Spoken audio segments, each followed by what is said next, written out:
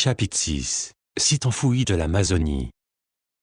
Peu de temps après, un soir où j'étais plongé dans mon travail, j'entendis la voix de Saint-Germain me dire distinctement « Soyez prêts ce soir à 9 heures, je viendrai vous chercher ». Immédiatement, je me sentis en pleine forme.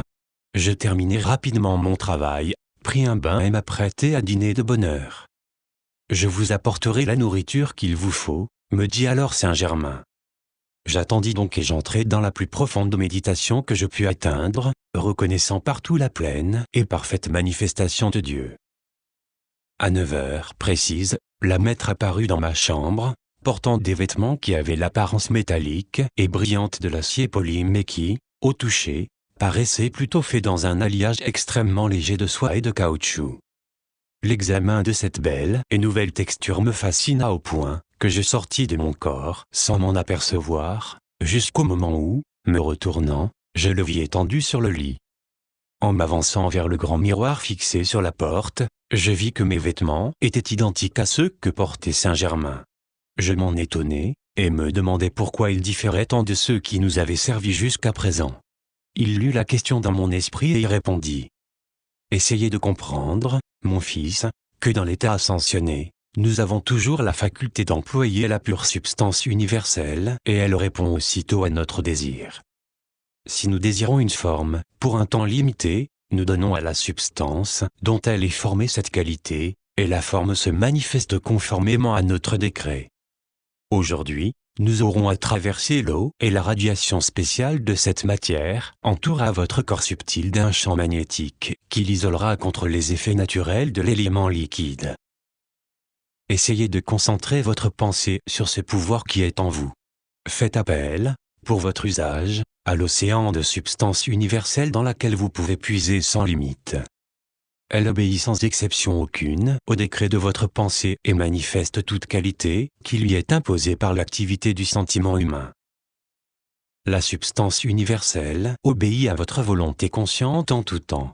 Elle ne cesse de répondre aux pensées et aux sentiments de l'humanité, que celles-ci s'en rendent compte ou non. Il n'est pas un moment où les hommes n'imposent une qualité ou une autre à cette substance. Ce n'est que par la connaissance qu'un individu obtient le contrôle et la manipulation consciente de cet océan de substance universelle. Avec cette connaissance, l'homme commence à comprendre les possibilités créatrices de ses pensées et de ses sentiments, et la responsabilité qui lui incombe. Pendant des siècles, l'humanité a qualifié la substance universelle avec le sentiment de décrépitude et de limitation, et actuellement les corps expriment ces caractéristiques. Toute la race humaine donne constamment naissance à des orages de haine, de colère, de revanche, et de beaucoup d'autres sentiments inharmonieux qui s'impriment sur les éléments, et ceux-ci les rejettent sur l'humanité sous forme de cataclysmes de la nature. Le peuple de la Terre connaît de grands bouleversements d'idées et d'émotions, provoqués par la révolte contre l'injustice du sort, le ressentiment envers les êtres, les lieux et les choses, et le désir de revanche, conscient ou inconscient. Ces vibrations imposées sur les éléments de la substance universelle font, tôt ou tard, retour à l'individu qui est leur créateur et leur source. Les cataclysmes ne sont que les moyens dont se sert la substance universelle pour se purifier et se débarrasser de la contamination des pensées et des sentiments humains. Elle retourne toujours à son état de pureté divine. À chaque instant, chaque individu reçoit, dans son âme et son corps, la pure et parfaite vie de Dieu. À chaque instant également, il donne une qualification à la pure substance universelle de Dieu. Il est seul responsable de l'emploi qu'il fait de la pure substance divine et il recevra le choc en retour de sa création, car la vie de l'univers se meut en cercle et doit faire retour à sa source. Les maîtres ascensionnés ont appris à connaître la loi du cercle, la loi de l'unique. C'est pourquoi nous n'imposons à la substance universelle que la qualité dont nous voulons faire usage, pour le service immédiat. Si nous voulons qu'une manifestation dure un certain temps, nous formulons le décret, et la substance dont se compose cette manifestation y répond de façon précise. Quant aux archives du Royal Titon et des autres centres répartis dans le monde, il est nécessaire pour notre travail que certaines choses soient maintenues pendant des siècles. Nous les décrétons donc comme impérissables et elles le sont car la nature ne se trompe jamais. Elle garde fidèlement les qualités qui lui sont imposées. Elle nous obéit, elle obéit aussi à l'homme. Il existe cependant une autre qualité en elle, que l'homme ignore, ou refuse avec entêtement d'apprendre et, à cause de cette ignorance ou de cet entêtement du moi extérieur, il ne cesse de souffrir, jusqu'à ce qu'il reconnaisse cette vérité fondamentale et éternelle, la loi de l'amour, la loi de l'unique, la loi de la perfection, la loi de l'harmonie, la loi du cercle. Lorsque l'humanité acceptera cette vérité comme une loi et obéira à son décret éternel, la discorde disparaîtra de la terre et l'action destructrice des 4 éléments cessera. Il y a dans la nature une force de purification, d'autopurification et d'autorégénération qui agit en rejetant tout ce qui n'est pas en harmonie avec la loi de l'unique. Cette force, ou énergie, est une activité qui opère une pression de l'intérieur vers l'extérieur, du dedans vers le dehors, c'est l'unique force d'expansion. Toute discorde imposée à la pure substance universelle encercle temporairement l'énergie électronique. Lorsque cette pression atteint un certain degré de densité, la force d'expansion se déclenche et fracasse la discorde et la limitation. Ainsi, la grande vie de l'unique, la lumineuse essence de la création, toujours en expansion, Dieu en action, balaie tout ce qui lui fait opposition et, étant l'ordinateur suprême de l'univers, poursuit sa marche vers le but qui lui est assigné. Les maîtres ascensionnés le savent, et sont un avec cette connaissance. L'humanité peut acquérir cette connaissance et s'identifier avec elle volontairement. Ceci fait partie des possibilités et des capacités de tout individu, car c'est le principe inhérent de toute vie autoconsciente. Ce principe n'a pas de favori et tous peuvent l'exprimer dans sa plénitude. La vie qui anime chaque être humain possède le pouvoir d'exprimer tout ce que les maîtres ascensionnés manifestent à chaque instant, mais il faut en avoir le désir. Toute vie peut exprimer la volonté, mais ce n'est que la vie consciente de soi-même qui est libre de choisir ce qu'elle va manifester. Un individu peut donc librement se décider à fonctionner dans un corps grossier, limité, ou dans un corps de substance lumière. L'être humain a choisi son champ d'expression. Il se détermine lui-même, il est un créateur, il a voulu vivre une vie autoconsciente. Lorsqu'un individu s'individualise, il décide librement de devenir un foyer intensifié, individualisé de l'intelligence consciente, se manifestant au milieu de l'absolue vie interpénétrant tout. Il dirige consciemment ses futures activités. Aussi, une fois qu'il a fait son choix, il est seul à pouvoir remplir cette destinée qui est la sienne, qui n'est pas un plan implacable, mais un plan bien défini de perfection. C'est un archétype cosmique qu'il choisit d'exprimer dans le domaine de la forme et de l'action. Ainsi, vous voyez, mon fils, qu'un être humain peut, à chaque instant, décider de sortir des apparences et des limitations humaines. Si cette décision est prise et maintenue avec toute l'énergie de sa vie, il réussira. Ceux d'entre nous qui avons réalisé l'ascension du corps physique l'ont réalisé en donnant tout au soi divin intérieur, et c'est pourquoi il exprime à travers nous ses qualités parfaites, le plan divin de la vie. Venez, partons. J'étais conscient de me diriger vers le sud-est. Nous passâmes au-dessus du lac Salé, de la Nouvelle-Orléans, du golfe du Mexique, des îles Bahamas. Nous arrivâmes au-dessus d'un ruban argenté, que j'ai reconnu pour un fleuve, que nous suivîmes jusqu'à l'embouchure. La voix intérieure me dit qu'il s'agissait de l'Amazone. Maintenant, me dit Saint-Germain, soyez conscient que Dieu en vous dirige tout et est maître de toute situation. Au même moment, nous commençâmes à descendre et, l'instant d'après, nous touchions la surface de l'eau. Elle nous parut aussi ferme sous nos pieds que le sol et j'éprouvai un sentiment de surprise à son contact. Il m'expliqua plus tard que nous pouvions aussi bien nous déplacer sous l'eau qu'à sa surface, parce que les vêtements que nous portions irradiaient jusqu'à une distance considérable autour de nos corps une aura protectrice, et que cette aura produisait un milieu favorable à l'exploration des couches souterraines de la Terre et des lieux se trouvant sous l'eau.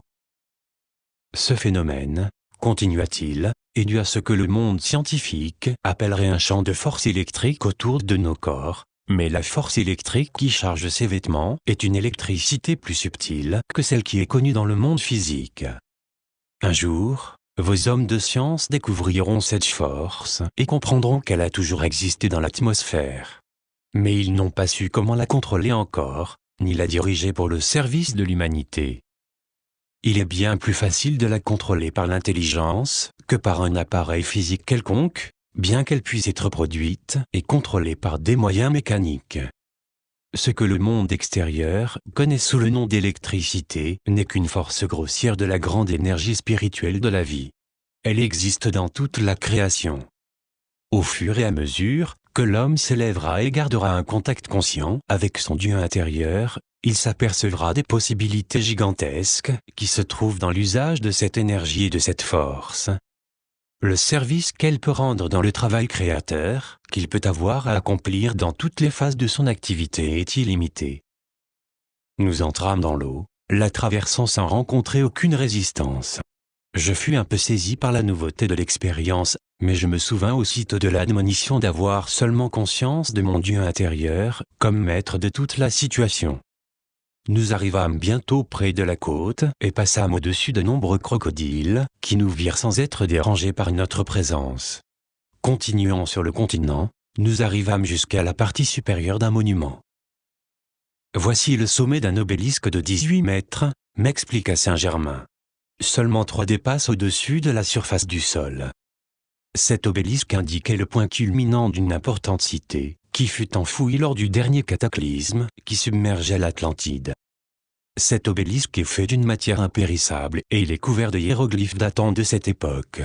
Notez leur netteté, ils resteront toujours ainsi à cause de l'indestructibilité du métal. La cité, à l'origine, fut construite à 10 miles de la rive du fleuve mais, au temps où elle fut submergée, l'embouchure du fleuve fut élargie de plusieurs kilomètres. Nous nous élevâmes au-dessus du sol et continuâmes notre route en suivant le cours de l'Amazone jusqu'à un certain point situé à 56 degrés de longitude ouest. Là, nous avons observé maintes choses, puis nous nous sommes dirigés vers le point situé à 70 degrés de longitude ouest. Saint-Germain m'expliqua que, de ce lieu, partiront des recherches et des observations futures. La section qu'il m'indiqua couvrait l'Amazone entre les 2 points et aussi 2 de ses principaux affluents, la Jurna et la Madeira. Cette civilisation, dit-il, s'édifia pendant la période allant de 12 à 14 000 ans. La portion de contrée qui nous concerne est la partie s'étendant du confluent de la Madeira et de l'Amazone, jusqu'au point ouest où l'Amazone entre en contact avec la Colombie et le Pérou. Il y a 13 000 ans environ, le cours de l'Amazone était contenu par de grandes digues de pierre. La contrée environnante était située à une altitude d'environ 1600 mètres et, au lieu du climat tropical actuel, une température semi-tropicale régnait sur l'endroit tout au long de l'année. La contrée formait un grand plateau. À son embouchure, l'Amazone formait de magnifiques chutes. La cité où se trouvait l'obélisque était construite entre les chutes et le rivage de la mer, à environ 16 km au sud du fleuve. Au nord, l'Orénoque était peuplé de grands reptiles et autres animaux féroces. Aux environs de la rivière Madeira, Saint-Germain continua. Voici les restes d'une ancienne cité, la capitale de l'Empire, le point le plus important de la civilisation de cette époque. Il leva la main et la ville devint aussi visible qu'une cité physique actuelle. Remarquez comment elle est construite, me dit-il. Une série de cercles concentriques, des rues commerciales partant du centre, comme les rayons du moyeu d'une roue. Les cercles extérieurs étaient des promenades distantes de 5 km, il y en avait 7, ce qui, ajouté au centre de la ville, lui donnait un diamètre de 73 km environ. Ainsi, la vie commerciale n'interrompait pas la beauté et l'harmonie des allées de plaisance. Le cercle le plus intérieur avait 6 km et demi de diamètre, et il entourait les bâtiments administratifs de tout l'Empire. Les rues étaient magnifiquement pavées, construites à 60 cm sous le niveau des bâtiments et des jardins environnants. Chaque matin, les rues étaient nettoyées à fond, lavées à flot avant le commencement des activités de la journée. Observez la magnificence étonnante des promenades et la beauté des plantations fleuries qui les bordaient. Une des caractéristiques particulières de l'architecture était que le dernier étage de presque tous les immeubles, spécialement des résidences, formait des dômes qui pouvaient être ouverts à volonté ou fermés. Ils étaient formés de 4 sections transformables et pouvaient servir de chambres privées ou d'appartements de réception. La chaleur n'était jamais excessive, et le soir la fraîcheur des montagnes descendait avec la ponctualité d'un chronomètre. Nous entrâmes dans le Capitole, une immense construction d'une grande beauté. L'intérieur était recouvert d'un marbre ivoire, veiné de verre, et le dallage était fait de pierres vermouth dont la texture ressemblait à du jade. Elles avaient été si bien ajustées qu'elles donnaient l'impression d'être d'une seule coulée. Dans la rotonde, il y avait de grandes tables de la même matière, mais de couleur plus claire. Elles avaient de lourds pieds de bronze, placés à environ 90 cm de chaque extrémité. De nouveau, Saint-Germain leva la main et des êtres vivants peuplèrent les jardins et les immeubles environnants. J'en eus le souffle coupé, car je voyais devant moi toute une population aux cheveux dorés au teint blanc et rose. Les hommes pouvaient avoir entre 1,85 m et 90, et les femmes 1,75 m environ. Leurs yeux étaient d'un bleu violet magnifique, très clair et très brillant, et exprimaient une grande intelligence paisible. En passant par une porte, à droite, nous pénétrâmes dans la salle du trône de l'empereur. C'était, de toute évidence, le jour des audiences, car nous le vîmes accueillir des hôtes indigènes et étrangers. « Voici l'empereur Casimir Poséidon », me dit Saint-Germain. C'était vraiment un dieu incarné. Regardez la noblesse pleine de bonté de son visage, contrastant avec le pouvoir prodigieux qui se dégage de sa personne. Il était un maître ascensionné béni et aimé de tous. Pendant de nombreux siècles, sous forme de mythes et de fables, sa mémoire resta vivante, et la perfection de son royaume resta décrite dans les poèmes épiques, mais le temps efface même la mémoire de tels accomplissements, et ils finissent par être oubliés par les générations suivantes. Casimir Poséidon était en effet un monarque magnifique. Bien bâti, 1,90 m et droit comme une flèche. Debout, il dominait son entourage, et l'atmosphère même paraissait chargée de sa puissance. Son abondante chevelure lui descendait jusqu'aux épaules. Sa robe royale, faite d'une matière qui ressemblait à un velours de soie violette, était brodée d'or et, en dessous, il portait un collant d'or souple. Sa couronne était une simple bande d'or, avec un énorme diamant au milieu des fronts. Ce peuple, me dit Saint-Germain, était en communication directe avec toutes les parties du monde, grâce à la navigation aérienne qui avait été mise à sa disposition. Tout l'éclairage, le chauffage et la force motrice étaient extraits de l'atmosphère. L'Atlantide, à la même époque, avait atteint un haut degré de civilisation, parce qu'elle avait été gouvernée par plusieurs maîtres ascensionnés qui lui avaient montré le chemin vers la perfection. Périodiquement, ils avaient pris en main le gouvernement, dans le but d'élever le peuple spirituellement.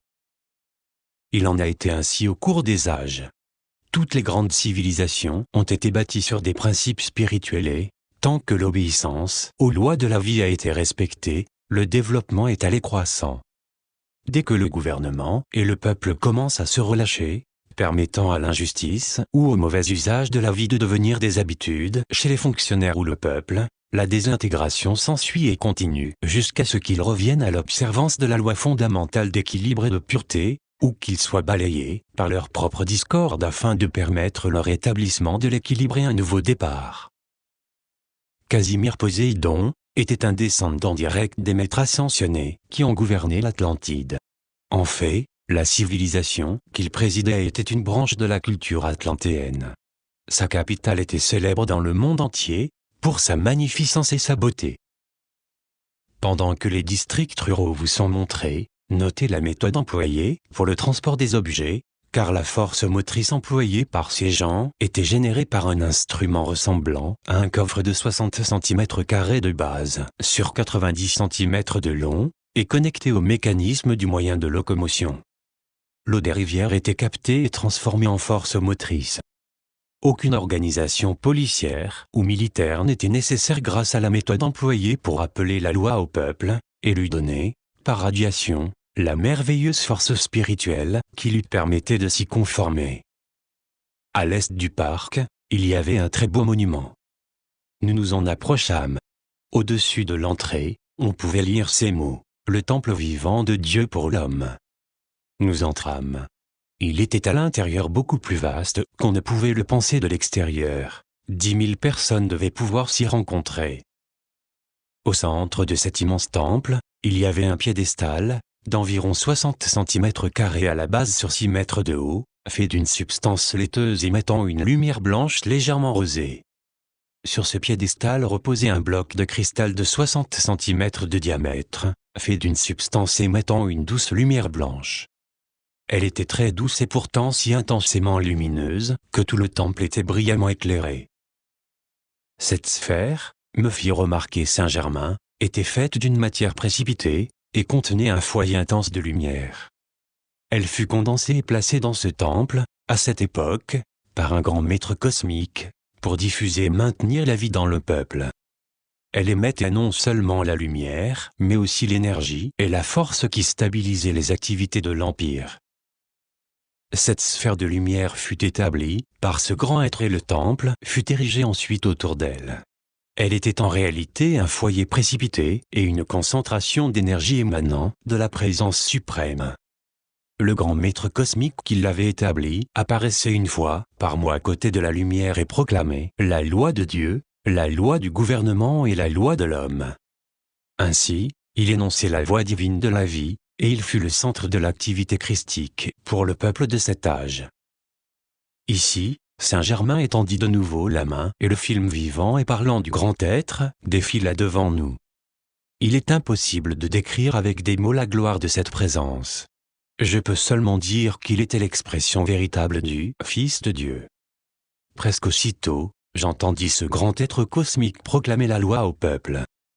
Le souvenir de cette scène, avec la majesté de la présence et son décret, sont gravés à jamais dans ma mémoire. J'en garde une claire et nette vision dans ma conscience. Je vous transmets le décret tel qu'il se présente à moi encore aujourd'hui. Bien-aimés enfants de l'unique Dieu Tout-Puissant, ne savez-vous pas que la vie, dont vous avez l'usage, vient de l'unique, suprême présence, éternellement pure, sainte et parfaite? Si vous polluez la beauté et la perfection de cette vie unique, vous ne participez plus au don de votre Dieu. Votre vie est le joyau sacré de l'amour, la source des secrets de l'univers. Votre Dieu vous confie la lumière de son propre cœur, chérissez-la, adorez-la. Votre vie est la perle de grand prix. Vous êtes les gardiens de l'opulence de Dieu. Ne l'employez que pour lui et sachez que vous devrez rendre compte de l'usage que vous faites de la lumière divine. La vie est un cercle sans solution de continuité, le principe sur lequel votre cité est construite. Si vous créez conformément à la ressemblance de votre source, et acceptez en vous son amour et sa paix, si vous utilisez uniquement vos pouvoirs de création uniquement pour bénir, alors, en parcourant le cercle de l'existence, vous connaîtrez la joie de la vie à laquelle toujours plus de joie sera ajoutée. Si vous ne créez pas à la ressemblance de votre source, le mal ainsi créé par vous vous reviendra, avec toujours plus de son semblable. Vous seul choisissez votre destinée, et vous seul répondrez à votre Dieu pour l'usage que vous aurez fait de la vie, qui est votre être même. Personne n'échappe à la grande loi. Pendant longtemps, j'ai proclamé cette loi de la vie. C'est la loi de votre propre être, et vous vous l'appliquez vous-même. Car vous pouvez toujours retourner vers Dieu, quand vous désirez la perfection de la vie. Je ne viendrai pas toujours, comme maintenant, pour maintenir vos pas vagabonds sur le chemin de la vérité, ou pour vous rappeler la lumière éternelle, flambant au sommet d'un piédestal, pour vous servir de guide. Dans un temps éloigné, je parlerai au cœur même de l'homme et, si vous avez le véritable amour de la vie, vous me reconnaîtrez, car j'habiterai en un grand nombre d'entre vous. Que cela ne vous trouble pas, mes enfants. Si vous voulez me connaître, moi, la lumière, vous devrez me chercher, et lorsque vous m'aurez trouvé, vous demeurerez toujours en moi. En ce jour-là, le Père, la Mère et le Fils seront un dans le cœur de l'homme. Le Fils est à jamais la porte, la voie conduisant à Dieu. Dans votre esprit et votre cœur, se trouve ma lumière, vous rappelant sans cesse ma présence car, dans le temps à venir, je ne serai présent que dans cette lumière. Alors, je serai la sagesse spirituelle dirigeant l'amour du cœur, afin de vous combler de la vie unique, Dieu. Votre corps n'est que l'instrument de votre âme, et votre âme doit être illuminée par ma lumière, sinon vous périrez. Ma lumière dans votre esprit est la voie vers le cœur de toute lumière. Ce n'est que par ma lumière en vous que vous pourrez intensifier la lumière dans chacune des cellules de votre être afin qu'il croise indéfiniment dans votre corps et ma lumière vous permettant de prononcer mes paroles. J'illumine, je protège, je perfectionne toujours mes enfants. Les paroles qui ne remplissent pas cette triple mission ne sont pas mes paroles et ne peuvent qu'apporter la misère quand elles sont prononcées. Méditez sur ma lumière dans votre esprit, dans votre cœur, et vous connaîtrez l'essence de toutes choses, vous connaîtrez la substance de toutes choses et vous accomplirez toutes les œuvres. Alors ce qui n'est pas de moi ne vous confondra plus jamais. Je prononce ces paroles maintenant afin qu'elles soient gravées dans les tablettes de la terre et dans la mémoire de ses enfants. Dans les jours lointains dont je parle, un des enfants de Dieu recevra ces paroles et les répandra pour la bénédiction du monde. Dans ces temps-là, lorsque vous aurez complètement et pleinement réalisé ma présence, et que vous la laisserez toujours agir dans votre vie et votre monde, vous constaterez que les cellules du corps que vous occupez deviendront lumineuses sous l'action de ma lumière, et vous comprendrez que vous pouvez continuer de vivre éternellement dans ce corps de lumière, la robe sans couture du Christ. Alors, et alors seulement, vous serez libéré de la roue des réincarnations.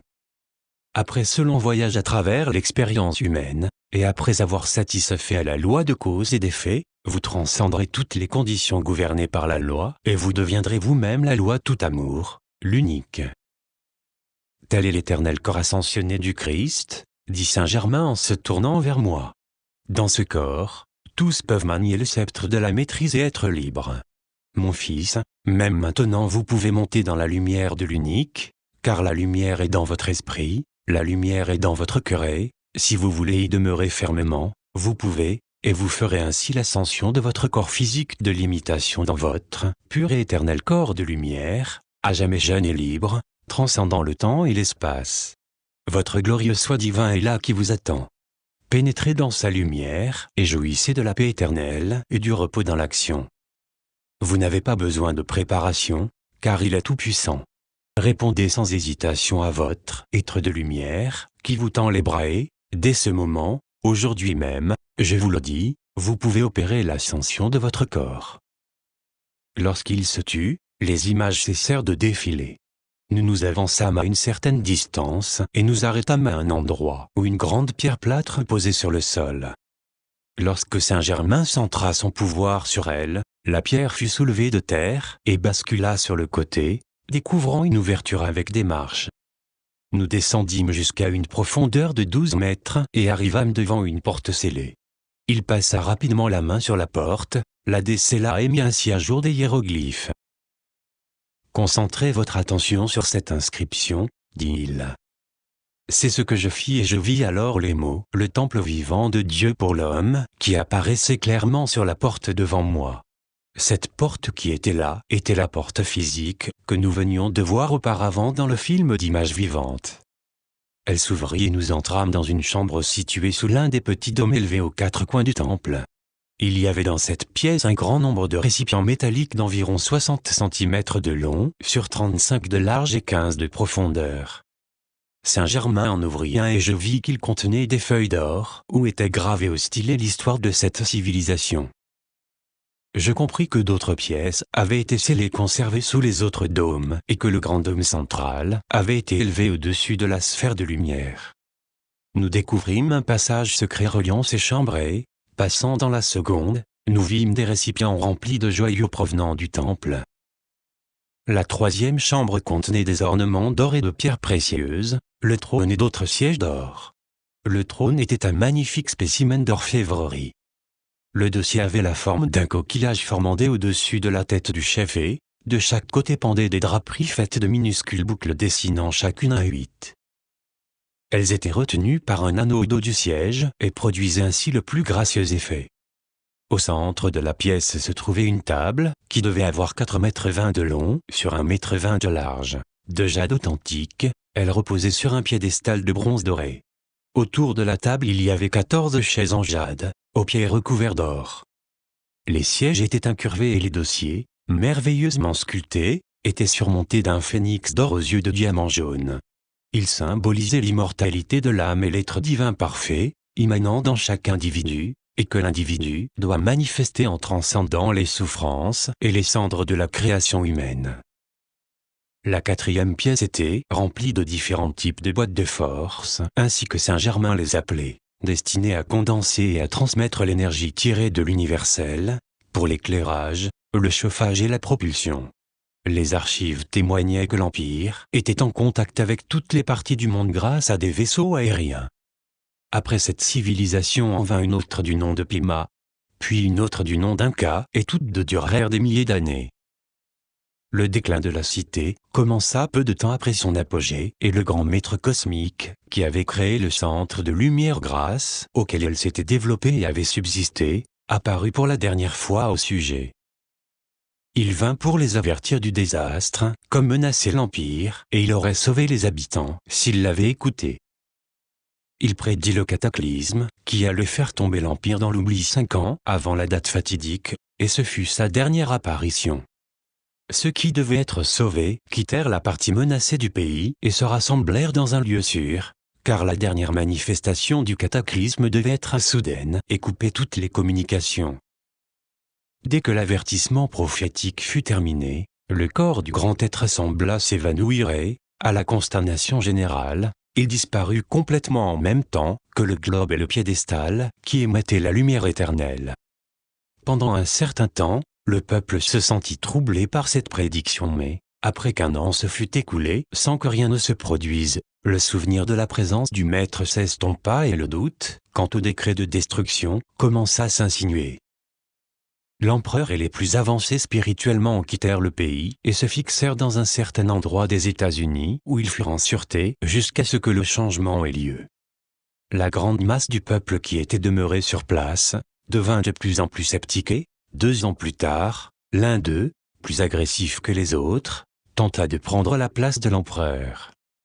Avant son départ, l'empereur avait scellé le palais et le temple de la lumière, et quand l'usurpateur essaya de violer l'entrée scellée, il tomba sans vie sur le seuil.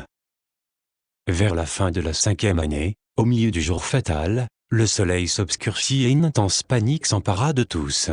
Au coucher du soleil, un tremblement de terre d'une grande intensité secoua le sol et fit des maisons un chaos indescriptible. La contrée qui est maintenant l'Amérique du Sud perdit l'équilibre et bascula vers l'est, submergeant toute la côte orientale sous 48 mètres d'eau. Elle resta ainsi pendant plusieurs années, pour se rétablir lentement, à 18 km de sa position première, et c'est là qu'elle se trouve encore aujourd'hui. Ce déplacement entraîna l'éloignement de l'Amazone. À l'époque, ce fleuve avait 29 km de large, il était plus profond qu'aujourd'hui et navigable d'un bout à l'autre. Son cours s'étendait de ce qui est aujourd'hui le lac Titicaca au Pérou jusqu'à l'océan Atlantique. Dans un âge précédent, un canal avait été creusé entre l'océan Pacifique et le lac Titicaca et, comme ce dernier communiquait avec l'Amazone, les 2 océans étaient ainsi reliés entièrement par voie d'eau. Le nom de ce continent en ce temps-là était Meru.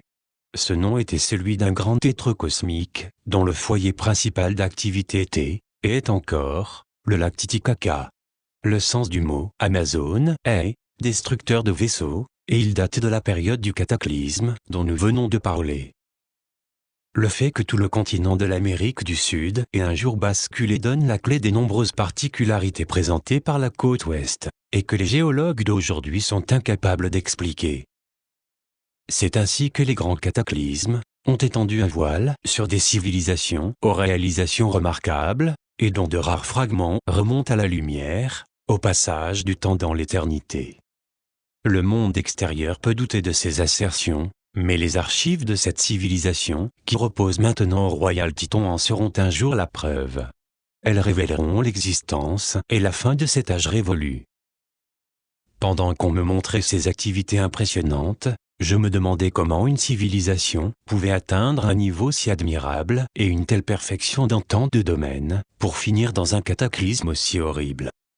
Saint-Germain vit la question dans mon esprit et me donna l'explication suivante. Voyez-vous, lorsqu'un groupe humain a la grande faveur de recevoir l'instruction et la radiation d'un grand être de lumière, comme celui dont il est question ici, C'est une occasion pour ces individus de prendre connaissance du plan de vie de l'humanité et de la perfection qu'elle est supposée vivre et réaliser par un effort conscient. Malheureusement, et ce fait s'est produit un grand nombre de fois au cours des siècles, la masse du peuple ne fait aucun effort pour comprendre la loi de la vie et sombre dans un état de léthargie. La masse ne veut pas se donner la peine d'accomplir ces choses avec le pouvoir divin intérieur. Elle s'appuie uniquement sur celui qui donne la radiation. Cependant la force secourable n'est retirée que lorsque les individus cessent totalement de faire l'effort conscient pour comprendre la vie et désobéissent volontairement à la loi. Ils comprennent rarement que les bénédictions dont ils jouissent sont dues à la force secourable de celui qui donne la radiation. Si un certain groupe d'âmes a reçu l'enseignement qui doit les conduire à la maîtrise, et si elles n'ont pas gardé le souvenir, au cours des nombreuses vies, de leur droit divin de naissance, leur arrive où plus aucune assistance ne peut leur être donnée. La radiation des maîtres ascensionnés est retirée et les âmes sont mises en face des faits que leur pouvoir, qui avait accompli et soutenu leurs œuvres, n'était pas le fait de leurs propres efforts. Ils doivent comprendre qu'ils ne peuvent recevoir que par un effort personnel. Dans une telle activité, les expériences visent à les forcer à faire l'application consciente nécessaire, et lorsque c'est un fait accompli, l'expansion et la souveraineté divine commencent à s'exprimer. Il n'y a pas d'échec possible pour quiconque fait avec constance l'effort conscient pour exprimer la suprématie du divin sur l'humain, car l'échec ne survient que lorsque cesse l'effort conscient. Toute expérience que traverse l'individu ne vise qu'un seul but, le rendre conscient de sa source. Il doit apprendre qui il est, se reconnaître comme un créateur et, comme tel, être le maître de ce qu'il crée. C'est une loi universelle que chaque être individualisé, investi du pouvoir créateur, est responsable de ses créations. Toute création est accomplie par un effort conscient, et si un individu à qui a été octroyé ce grand don de la vie refuse de prendre ses responsabilités et de faire ce devoir, il sera harcelé par le choc en retour de ses actions jusqu'à ce qu'il se soumette. L'humanité n'a jamais été créée dans des conditions de limitation, et elle ne pourra avoir de repos tant que la perfection, dont elle a été dotée au commencement, ne sera pas rétablie. La vie manifeste naturellement la perfection, la maîtrise, l'emploi harmonieux et le contrôle de toute substance et de toute énergie.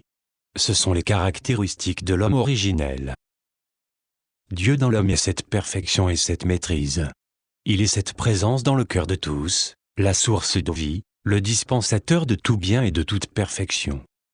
Lorsque l'individu dirige son regard vers sa source et reconnaît qu'elle est cette fontaine de tout bien, à ce moment même, il ouvre le canal par lequel tous les biens possibles se déverseront en lui, et dans son univers, parce que son attention fixée sur sa source est la clé, qui lui ouvre la porte vers un trésor divin. La vie en chaque personne est Dieu, et ce n'est que par un effort conscient pour comprendre la vie et exprimer la totalité du bien à travers soi-même que la chute dans le monde extérieur peut cesser. La vie, l'individu et la loi sont un, et il en est ainsi à jamais. Venez, continua Saint-Germain, nous allons nous rendre sur l'emplacement d'une cité enfouie près de la rivière Jarna. Nous voyageâmes vers l'est et arrivâmes bientôt sur une élévation. Saint-Germain étendit la main et, de nouveau, revivifia les enregistrements éthériques de ce peuple. La ville était la seconde cité de l'Empire. Celle que nous venions de quitter était le centre du pouvoir et de l'activité spirituelle, tandis que celle-ci était le siège de l'administration et de toutes les activités assurant le bien-être physique de la population. Ici se trouvait la Banque nationale, l'Hôtel des monnaies, et les laboratoires scientifiques. Non loin de la cité s'élevait la majestueuse chaîne des Andes, la source de l'immense richesse minérale de l'Empire. Je notai un détail qui me paraissait remarquable. Toutes ces personnes semblaient paisibles et parfaitement satisfaites. Elles se déplaçaient sur un rythme tranquille et exquis. La projection se termina et nous nous dirigeâmes vers le seul point rocheux visible. Saint-Germain toucha l'un des rochers qui, en basculant, découvrit un escalier de 20 marches en métal. Nous les descendîmes jusqu'à une porte, de métal elle aussi. Nous la franchîmes, descendîmes encore 20 marches qui aboutissaient devant une porte scellée en bronze massif. Il tendit la main vers la porte et décela une ouverture carrée où se trouvaient des boutons de métal comme ceux d'un orgue. Il en pressa deux. La grande porte massive s'ouvrit lentement et nous nous trouvâmes dans une salle immense où tout était dans un état de parfaite conservation. Cette salle servait de salle d'exposition publique pour les inventions. Toutes les pièces étaient faites de métal combiné avec ce qui paraissait être du verre opalin. Ceci, dit Saint-Germain, est obtenu en fusionnant certains métaux avec du verre, de telle sorte que le mélange a la dureté de l'acier et l'imperméabilité du verre. Un homme de l'époque actuelle fut très près de découvrir ce procédé, mais il lui a manqué un élément, celui qui aurait rendu l'alliage impérissable.